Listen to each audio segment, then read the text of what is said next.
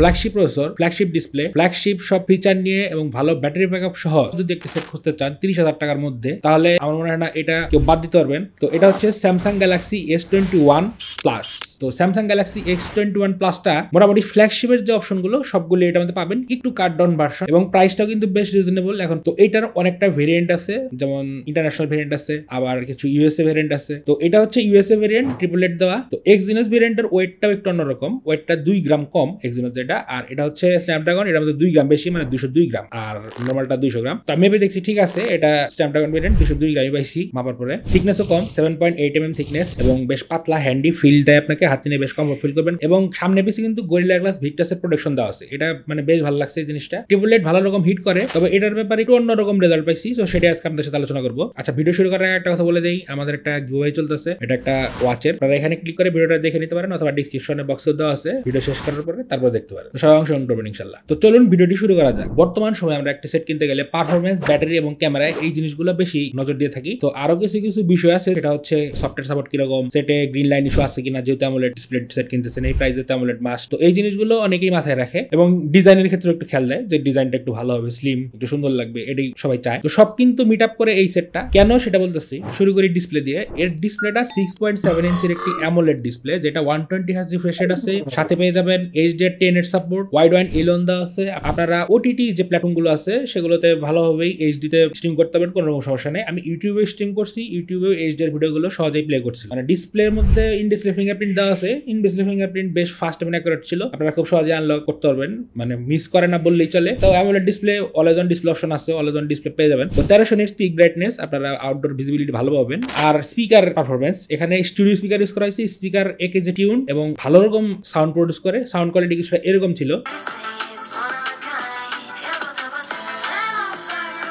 তো sound quality বেশ provide করে এবং বেশ লাউড সাউন্ড দেয়, আপনার কোনো রকম ইস্যু হবে না ইউজ করতে গিয়ে। এবং ডিসপ্লের ক্ষেত্রে আর কিছু কথা বলে দেই, এটার মধ্যে 120 হার্জ রিফ্রেশ রেট আছে, সেটা আপনারা অ্যাডাপটিভে সেট করে রাখতে পারবেন। এটা 60 থেকে 120 এর মধ্যে আপ ডাউন করবে, অনেক সময় 48 এর মধ্যে চলে যায়। তো এটা ব্যাটারি হেলথের ক্ষেত্রে সাহায্য করে। আর এই সেটের যে ব্যাটারি লাইফ আমি একটু বলে দিই, এখানে 4800 মিলিঅ্যাম্পিয়ারের ব্যাটারি আপনারা পাবেন। যদি দেখে শুনে ভালো ব্যাটারি ব্যাকআপ সহ কিনতে পারে, তাহলে এটা দিয়ে আপনারা একদিন তো অনায়াসে পার করতে পারবেন, কোনো রকম সমস্যা হবে না। কারণ এই ডিসপ্লেটার রেজুলেশন হচ্ছে 180, মানে ফুল এইচডি প্লাস এর ডিসপ্লে, এবং এটা আমাদের ডাইনামিক 2x অ্যামোলেড বলতেছে এটা স্যামসাং। আমি ডিসপ্লেটা কোনো ইস্যু পাইনি। এটা ডিসপ্লে একটা ইস্যু, সেটা হচ্ছে গ্রিন লাইন পড়তে পারে, অনেকের পড়ছে। তো গ্রিন লাইন পড়লে একটা সমস্যার ব্যাপার আছে, সেটা আপনারাও জানেন, এবং তারপরেও কিন্তু অনেক কিনতেছে। গ্রিন লাইনের জন্য যে সবাই থেমে আছে তা কিন্তু না। তো আবার এটা ফ্রেশ পাইছি, আমি কোনো রকম সমস্যা পাই নাই। এখন ইন ফিউচার কি হয় সেটা আল্লাহ জানে। ডিসপ্লে এবং সাউন্ড কোয়ালিটি বেশ ভালো ছিল, মাল্টিমিডিয়া কনজাম্পশনে আপনারা কোনো রকম সমস্যা পড়বেন না। তারপরে চলে যাই এটার আরেকটা হাইলাইটেড পয়েন্ট, সেটা হচ্ছে আইপি রেটিং। এটার মধ্যে IP68 ওয়াটার রেজিস্ট্যান্ট দেওয়া আছে। 1.5 মিটার পানির নিচে আপনারা 30 মিনিট পর্যন্ত রাখতে পারবেন। আপনারা কেনার আগে ভালো করে চেক করে নিন ওয়াটারপ্রুফ আছে কিনা, সেটা আপনারা ফু দিয়ে প্রেসার দিয়ে চেক করে নেন, আর পানিতে চুবিয়ে নেন, সেটা চেক করে নেন। আমি চেক করছি ভালোভাবেই, কোনো রকম ইস্যু পাইনি। এখন পারফরমেন্স সেকশনে যেটা হইছে, এটার মধ্যে ট্রিপলেট দেওয়া আছে। র্যাম রোম বলে দিই, এটার মধ্যে 8GB র্যাম, 128GB, 256GB, দুইটা ভেরিয়েন্ট আছে। আমার 256GB ভেরিয়েন্ট। তো র্যামটা হচ্ছে LPDDR5 এর, এবং UFS 3.1 হচ্ছে স্টোরেজ ফাস্ট ছিল, আমি চেক করছি, রেজাল্ট ভালো পাইছি। এবং বেঞ্চমার্ক গুলো যেগুলো আছে সেগুলো টেস্ট করছি, ফার্স্টেই টেস্ট করছি। অন্তত বেঞ্চমার্কের স্কোর 9 লাখের উপরে চলে গেছে, মানে 9,02,466 এটার স্কোর আসছে। এবং টেম্পারেচার গেছে 37 ডিগ্রি পর্যন্ত, টানা চেক করছি এগুলো। সিপিইউ থ্রটলিং টেস্ট করছি। সিপিইউ থ্রটলিং ক্ষেত্রে গিয়ে আমি একটু অবাক হয়েছিলাম যে এটার মধ্যে থ্রটল করে না বললেই চলে। থ্রটলিং স্কোরও ভালো ছিল, 89% স্কোর আসছে, এবং এর জিপস স্কোর মোটামুটি ভালো ছিল, 2,18,283 জিপসি স্কোর। তো এই স্কোরে বোঝা যাচ্ছে এই প্রসেসরটা, টিবুলেটা, এটার মধ্যে ভালো রকম স্টেবল এবং কোনো রকম ইস্যু কমপ্লেন পাবেন না। তবে হ্যাঁ, একটা জিনিস হলো, এই সিপিইউ থ্রটলিং করতে গিয়ে আমি একটু হিটের সম্মুখীন হয়েছি। 39 ডিগ্রি পর্যন্ত হাইয়েস্ট গেছে 15 মিনিট রান করার পরে। তো এটা আমি মনে করি না খুব একটা যে এক্সট্রিম, তা না, নর্মাল ছিল। যেহেতু সামনে পিছে গ্লাস এবং মাঝখানে অ্যালুমিনিয়ামের ফ্রেম, সেক্ষেত্রে এটা স্বাভাবিক, নরমালি এটা হইতেই পারে। সিপিইউ থ্রটলিং টেস্ট শেষ করার পরেই রান করছি Geekbench 6। Geekbench 6 এর সিঙ্গেল কোর স্কোর ছিল 1511 এবং মাল্টি কোর স্কোর ছিল 3697। এখানে টেম্পারেচার মোটামুটি 35 ডিগ্রি পর্যন্ত গেছে। তো এটা আমার কাছে খুব একটা বেশি মনে হয় না, ঠিক আছে। তারপর Geekbench 6 এর যে জিপিইউ টেস্টটা সেটা রান করছি, সেটার ক্ষেত্রে রেজাল্ট আসছে 4485। তো সেই ক্ষেত্রে আমার কাছে রেজাল্টটা ভালো মনে হয়েছে। গেমিং করছি কয়েকটা, যেমন PUBG, Asphalt 9, COD এবং জেনশিন ইম্প্যাক্ট। পাবজিতে শুরু করি। পাবজিতে আপনারা 90 FPS এর সাপোর্ট পেয়ে যাবেন, স্মুথ 90 তে খেলতে পারবেন। আমি 90 FPS এ মানে অনেকক্ষণ খেলছি, খেলে দেখছি আমি টেম্পারেচার খুব একটা যে আপ ডাউন সেটা না, 37, 38, 39 হাইস্ট, সেটা আপনার লং টাইম গেমিং এর ক্ষেত্রে এর উপরে যায় না, এর নিচেও আসে না, এর মধ্যেই থাকে এবং কিছুক্ষণ রেস্ট দিলে সাথে সাথে ঠান্ডাও হয়ে যায়। গেম প্লে অসাধারণ ছিল, আপনারা খুব স্মুথ গেম প্লে পাবেন, কোনো রকম ল্যাগ হ্যাংয়ের ইস্যু পাবেন না এবং রেসপন্স পাবেন খুব ভালো, টাচ স্যাম্পলিং রেট খুব ভালো পাবেন এবং ডেডিকেটেড গেমিং মোড দেওয়া আছে, সেখানে আপনারা পারফরমেন্স সেট করে নিতে পারবেন। সেখানে অনেকগুলো মোড দেওয়া আছে, অনেকগুলো বলতে 3টা মোড দেওয়া আছে, 3টা মোড যে কোনো একটা চেক করতে পারেন। তো আমি পারফরমেন্স মোডে খেলছি, তো সেক্ষেত্রে পারফরমেন্স এটা পাইছি। তারপর আমি টেস্ট করছি জেনশিন ইম্প্যাক্টের ক্ষেত্রে আমি সব সেটিং হাই করে দিয়ে খেলছি, তো সেই ক্ষেত্রে একটু চপি ল্যাগ পাইছি, এটা কিছু কিছু ক্ষেত্রে সবসময় না, তবে গেম প্লেবল ছিল, ওইরকম যে ফ্রেম ড্রপ মানে আটকে যাওয়া ওইরকম না, কিন্তু কিছু কিছু জিটারিনেস একটু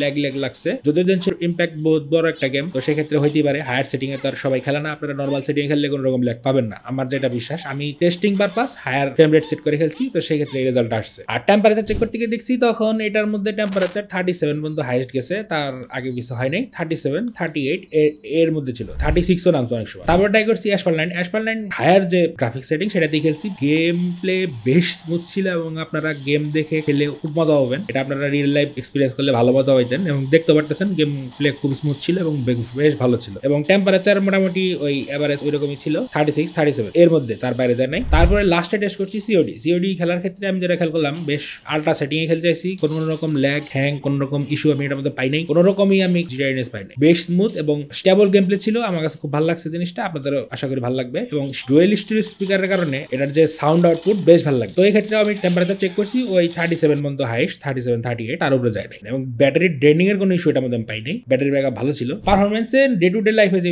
ইউজেস আছে সেক্ষেত্রে আপনারা কোনো ইস্যু পাবেন না, গেমিং ভালোভাবেই করতে পারবেন। ক্যামেরা সেকশনে মেইন ক্যামেরা হিসেবে দেওয়া আছে 12 মেগাপিক্সেলের মেইন শুটার, আর একটা দেওয়া আছে আলট্রা ওয়াইড, সেটাও 12 মেগাপিক্সেলের, টেলিফোটোটা 64 মেগাপিক্সেলের এবং ফ্রন্টে পেয়ে যাবেন 10 মেগাপিক্সেলের সেলফি শুটার। যদিও 10 মেগাপিক্সেল এটা ফ্ল্যাগশিপ গ্রেডের ক্যামেরা, আউটপুট এরকম পাবেন একটা আইডিয়া পাবেন ছবির ক্ষেত্রে। ব্যাক ক্যামেরাতে শুরু করি, মেইন সেন্সরের ক্যামেরা কোয়ালিটি ভালো ছিল, আপনারা ভালোভাবেই সব রকম ছবি তুলতে পারবেন, ছবির কোয়ালিটি বেশ ভালো ছিল। মেইন ক্যামেরা বলেন, আলট্রা ওয়াইড বলেন এবং টেলিফোটো বলেন, আমার কাছে মেইন ক্যামেরা এবং আলট্রা ওয়াইডের মধ্যে পার্থক্য খুব একটা লাগে নাই। আলট্রা ওয়াইড এবং মেইন ক্যামেরার মধ্যে সামঞ্জস্যপূর্ণ পিকচার দিতে পারে এবং পিকচার আউটপুট বেশ ভালো ছিল। আপনারা ডাইনামিক রেঞ্জ খুব ভালো পাবেন এবং পোর্ট্রেট মোডে এজ ডিরেকশন বেশ ভালো পাবেন। জুমের ক্ষেত্রে বলবো টেলিফোটো যেটা, সেটা 3x পর্যন্ত লসলেস জুম দেয় এবং তারপরে এগুলা ডিজিটালি হয়ে যায়, 30x পর্যন্ত হাইস্ট করতে পারবেন জুম, তো ইউজেবল আপনি 10x পর্যন্ত পাবেন। তো আমি 3x এর উপরে যাই নাই। আর আলট্রা ওয়াইডের ক্ষেত্রে এর যে ফিল্ড অফ ভিউ অনেক বিশাল, আপনারা দেখতে পাচ্ছেন এবং ডাইনামিক রেঞ্জও ভালোভাবে কন্ট্রোল করতে পারে, কিছু কিছু ছবিতে আপনারা দেখতে পাচ্ছেন। এর পিকচার কোয়ালিটি বেশ ভালো ছিল, colour vibrant, social media ready type photo যারা পছন্দ করেন তাদের কাছে অনেক ভালো লাগবে পিকচারগুলো। তো স্যামসাং এর পিকচার কোয়ালিটি কোনো কমপ্লেন নাই।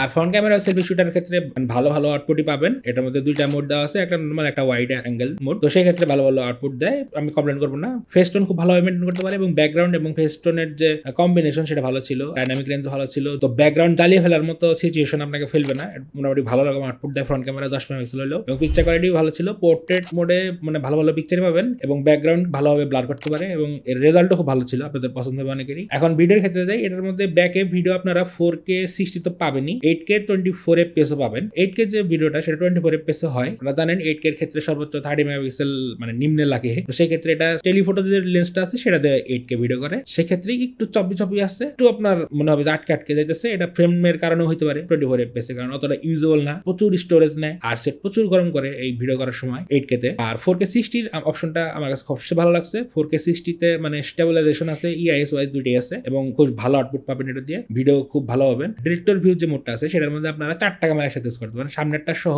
আপনার পিছের 3টা ক্যামেরা, তিনোটাই একসাথে চলবে, আপনার পছন্দ মতো সেটা শিফট করতে পারবে। তো আমি করছি ভিডিওটা, দেখতে পাচ্ছেন কোয়ালিটি, এর ফ্রন্টেও কিন্তু আপনারা 4K এর সাপোর্ট পেয়ে যাবেন, কোয়ালিটি দেখতে পাচ্ছেন কিরকম কোয়ালিটি দিতে পারে। আর লাস্টলি যেটা বলবো, ভিডিও মোডেও অনেক কিছু আছে, তার মধ্যে আমি একটা মোড চেক করছি, বোকে ভিডিও মোডটা আমার কাছে খুবই ভালো লাগছে, ব্যাকগ্রাউন্ড সেপারেশন একটু আর্টিফিশিয়াল লাগলেও মানে আউটপুট ভালো ছিল, কাজ চলার মতো। তো ক্যামেরা সেকশনে ডেডিকেটেড নাইট মোড দেওয়া আছে, সামনে পিছে দুইখানেই আপনারা নাইট মোডের আউটপুট দেখতে পাচ্ছেন। নাইট মোডে আপনারা ছবি প্রচুর সময় নেয়, বিশেষ করে ওয়াইড অ্যাঙ্গেলের ক্ষেত্রে, ওয়াইড অ্যাঙ্গেলে প্রচুর সময় নেয়, তো আউটপুটটা ভালো লাগে, যদি পিকচারগুলো একটু ওভার শার্প লাগে এবং সাইডে পিকচারের কর্নারগুলোতে আপনারা একটু নয়েজ গ্রেন দেখতে পারবেন। ফ্রন্টেও যে নাইট মোড দেওয়া আছে সেটার কোয়ালিটিও ভালো ছিল, আপনারা ভালো ছবি তুলতে পারবেন এবং কোয়ালিটিও খুব খারাপ বলবো না, 10 মেগাপিক্সেল অনুযায়ী এবং প্রাইস অনুযায়ী যদি চিন্তা করেন তাহলে কিন্তু মানে মাচ বেটার আউটপুট দিতেছে। তো নাইট ফটোগ্রাফির জন্য ফ্রন্ট বলেন আর ব্যাক বলেন ভালো কোয়ালিটির আউটপুট দিতে পারে। সবচেয়ে ভালো লাগছে সেটা হচ্ছে ব্যাকে আপনারা সবগুলো লেন্স দিয়ে নাইট মোডের সাপোর্ট পাবেন এবং এটার যে পোর্ট্রেট মোডটা সেটাও আপনি নাইট মোডের সাপোর্ট সহ করতে পারবেন, এটা ভালো একটা জিনিস করছে। তো ক্যামেরা নিয়ে কোনো কমপ্লেন পাবেন না। এখন সফটওয়্যার ক্ষেত্রে কথা আমি বলে দিই, সফটওয়্যার এটার মধ্যে অ্যান্ড্রয়েড 14 চলতেছে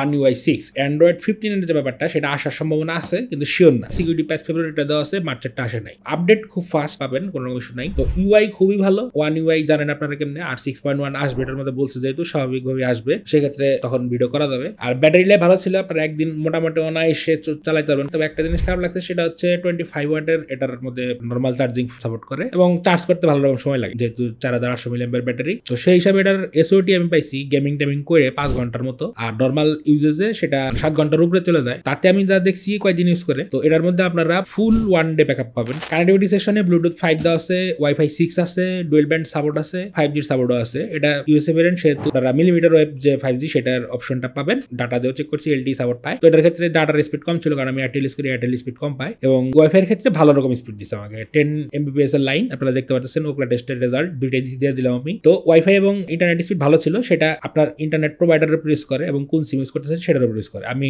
এয়ারটেল ইউজ করছি, এয়ারটেল দিয়ে টেস্ট করছি, সেক্ষেত্রে আমি এই স্পিড পাইছি। তো এই স্পিড নিয়ে কোনো রকম সমস্যা নেই, নেটওয়ার্কিং কোনো সমস্যা নেই। আমার কাছে সবই ভালো লাগছে। এই সেটটার একটা সমস্যা, সেটা হচ্ছে এটার grid line issue. Grid line যদি পরে সেক্ষেত্রে মানে ভালো রকম একটা ড্যামেজ দিতে হবে। সেজন্য যদি নেন সেক্ষেত্রে আপনারা চিন্তা ভাবনা করে নেবেন। এখন এর মধ্যে কি পাইতেছেন দেখেন, ভালো ক্যামেরা পাইতেছেন, ভালো পারফরমেন্স পাইতেছেন, ভালো ডিসপ্লে পাইতেছেন, ইন ডিসপ্লে ফিঙ্গারপ্রিন্ট পাইতেছেন, IP রেটিং পাইতেছেন। তো চিন্তা করলে কিন্তু অনেক কিছু দিয়ে আছে এই প্রাইসে। তো চাইলে নিতে পারেন, রিকমেন্ডেশন থাকলো সবার জন্য। তো এই ছিল মোটামুটি ভিডিওটি ভালো লাগলে অবশ্যই লাইক কমেন্ট শেয়ার করবেন। আর রমজান মাস আসতেছে, আমরা কন্টেন্ট একটু চেঞ্জ আনতেছি, তো সবাই সাথেই থাকবেন। তো দেখা হচ্ছে নেক্সট ভিডিওতে। খোদা হাফেজ।